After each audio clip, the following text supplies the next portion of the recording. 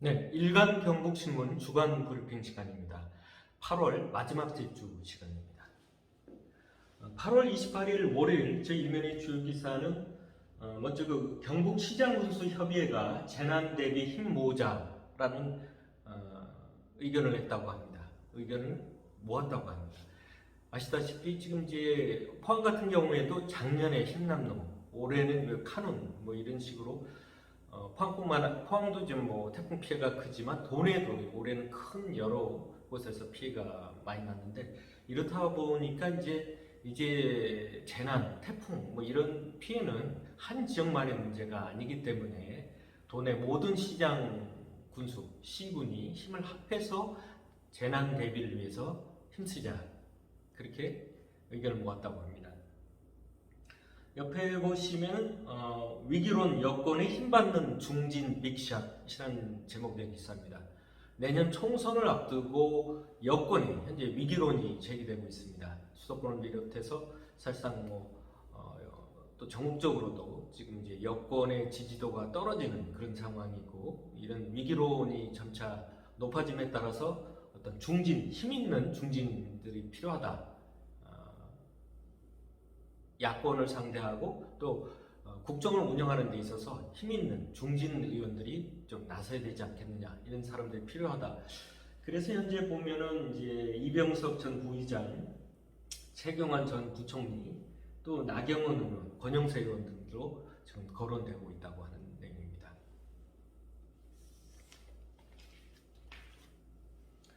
8월 29일 화요일에는 포스코홀딩스 최종호 회장 골프 외유에 사내이사들도 갔다는 제목의 기사입니다. 지난주에 저희가 이제 최종호 회장 등이 사회이사들과 함께 태풍 카눈이 예상되고 있는데 캐나다에 가서 이사회를 명목으로 골프와 관광을 즐겼다, 이런 기사를 저희가 한번 보도를 했는데, 추가로 확인을 해봤더니 사내이사들도 갔다는 겁니다. 주요 그룹의 주요 이제 사내 이사들도 같이 갔다는 겁니다. 그래서 이제 더더욱 문제다, 이런 얘기인데, 그 중에 특히 보면은 이제 포항제철소, 광양제철소를 책임지고 있는 김학동 부회장까지도 참석한 것으로 알려져 파문이 일고 있다는 겁니다. 당시 태풍 카눈이 한반도에 오고 있었고 예보가 돼 있는 상태고, 실제적으로 10일 같은 경우에는 캐나다에서 이제 골프를 하고 있을 때 우리 국내 한반도에는 포항제철소 그리고 광양제철소의 태풍 카눈이 내습한 상태였었습니다. 사실상 그렇다면 그날 우리 포스코홀딩스의 최종호 회장, 그리고 포항제철소와 광양제철소를 책임지고 있는 실질적인 책임자 김학동 부회장까지도 없었다는 것은 사실상 지도부의 리더십에 공백이 있었다, 이렇게 지적할 수 있을 것 같고, 사실상 그 책임지고 있는 책임자들은 문책해야 되지 않겠느냐, 이런 의견들도 높습니다.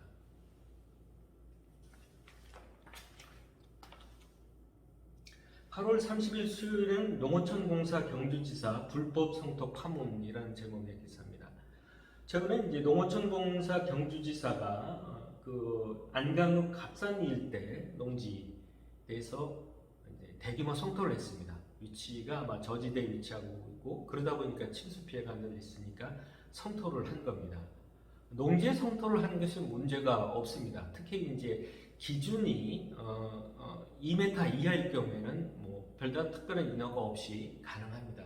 문제는 2m를 넘을 때는 관련 인허가 필요합니다. 특히 개발 행위 허가를 받아야 되는데, 이를 받지도 않고 현재 보면은 문제 농지 같은 경우에는 바로 인접한 농지와 한 최대 3, 4m 높이 차이로까지 지금 성토를 한 상태고, 더구나 이제 도로에서 문제의 농지로 들어가는 사이에 보면은 이제 공사 차량들이 사토를 위해서 차량들이 들어오고 나오고 이러고 있는데, 그 중간에 보면은 그 국어가 있는 겁니다. 소하천인 국유지가 있는 건데, 이런 거를 이용할 때는 당연히 점사 허가를 받고 해야 되는데, 이런 허가도 받지 않고 무단으로했다는 겁니다. 이래서 이제 문제가 있다는 거고, 덧붙여서 이 공사 차량들이 현재 이제 포항의 한 민간 공원 사업장에서 이제 흙을 가지고 오고 있는데, 성토를 하고 있는데 가져와서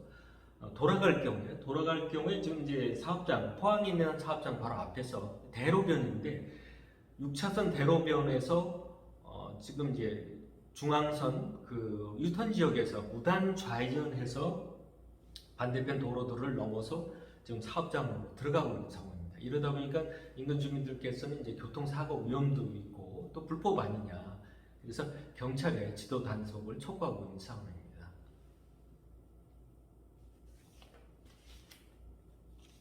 8월 31일 목요일에는 에코프로 고품질 배터리 소재로 일본 뚫었다. 이런 제목이 있습니다. 현재 에코프로는 우리나라 현재 대표적인 2차전지 업체지 않습니까? 지금 포항을 중심으로 성장세를 계속 가지고 있는데 에코프로가 아마 이미 2013년에 셀 기술 원조인 소니의 하이니켈계 양극 소재 첫 공급한 이후 소니에 이어 이제 무라타라는 업체까지 연결이 돼서 이제 10년째 계속 일본과의 파트너십, 일본 업체의 주요 업체와 파트너십도 하면서 일본 시장도 확대하고 있다, 공략해 나가고 있다, 이런 내용이 되겠습니다.